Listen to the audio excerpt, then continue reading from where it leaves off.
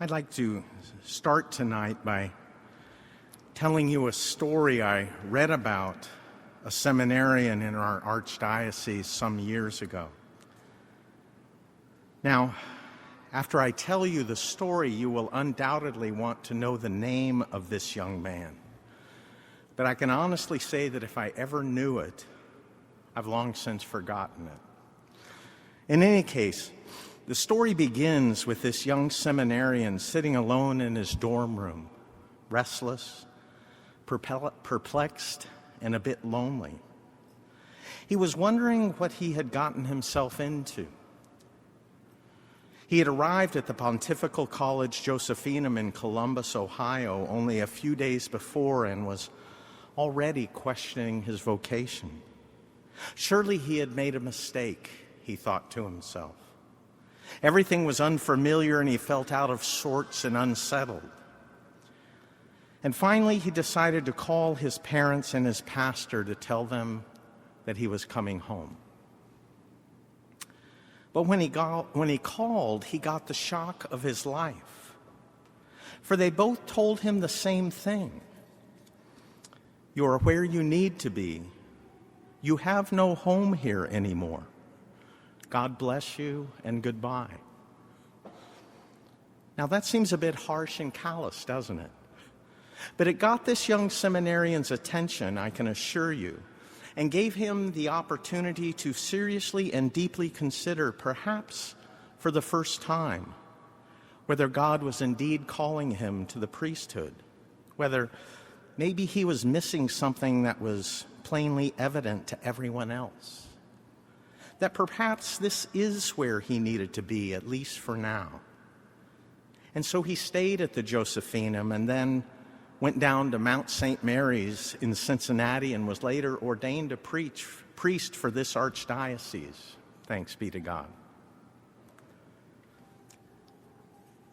I think the experience of this seminarian is something we can all relate to in one way or another. For whose soul has not felt restless? Who has not wondered whether they really belong where they happen to be? Perhaps you've felt as I do every so often when I ask God, perhaps not consciously, but I ask him nevertheless, Lord, what's wrong with me? I have this yearning, this desire that isn't met by anything I've encountered in this world. Something's missing. Something's missing, even though I have been so richly blessed by you, blessed by being a Catholic, blessed by the sacraments, especially the Holy Eucharist, blessed with a holy wife and wonderful family. Yes, Lord, even blessed with the trials and tragedies of life, for they draw me ever closer to you. You even use them for my good. And yet, I know something is missing. But what? Oh, I know very well how far I fall short of being a saint, how I still sometimes choose to sin, how I resist your grace, how my own selfishness, greed, and pride still pollute my soul, but that's not it. And I find myself sometimes saying, Lord, don't take this the wrong way, and I know that not being a saint is the only real tragedy in life, so I'll keep trying. I really will. But you know what? I just have this feeling that even if I were the saint, the likes of Saint Mother Teresa, Saint John Paul II, Saint Benedict Francis, or Therese, the little flower, or even heroically suffered for you like your glorious martyrs, that in this world something would still be missing. Have you ever felt like that? I don't think my experience is uncommon, and I also think that it is of God. Something is missing. That something is remembering that we are pilgrims here on earth. We're sojourners, aliens in a foreign land. This world is not our home, and so of course something is missing. God himself put that yearning in us, the wanting for something more. It's God's way of never letting us forget that our hearts will never be completely satisfied with anything less than heaven, with anything less than God himself. So often, though, we try to fill this void. We try to quell our restless heart with worldly delights, distractions, and diversions. Now, I'm not talking about things that are sinful. God forbid we should do anything like that.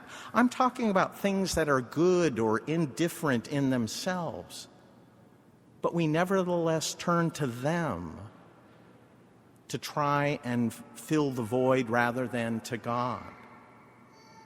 Rather than recognizing we will never be truly satisfied this side of heaven and being content with that, rather than using that feeling to spur us on to ever more sanctity, rather than letting God transform our stony hearts into hearts full of love for him, we turn to a counterfeit rather than the Creator, a fake rather than our Heavenly Father.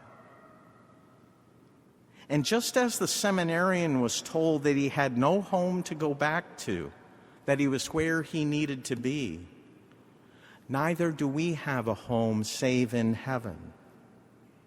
And so we too are where we need to be. Here we have no lasting city, as St. Augustine said.